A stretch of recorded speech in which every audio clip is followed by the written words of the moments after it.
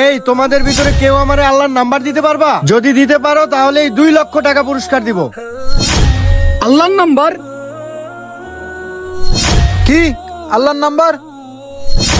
কি আল্লাহর নাম্বার?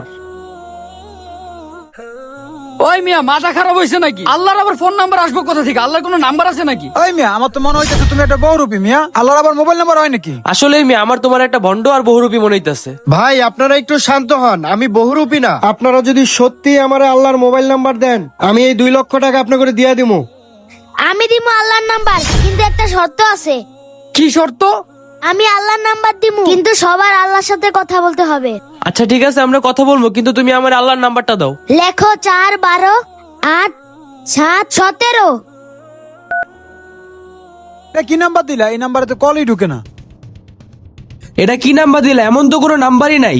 না, তুমি মিথ্যা বলতেছো। এই নাম্বারে তো কলেই যাচ্ছে না।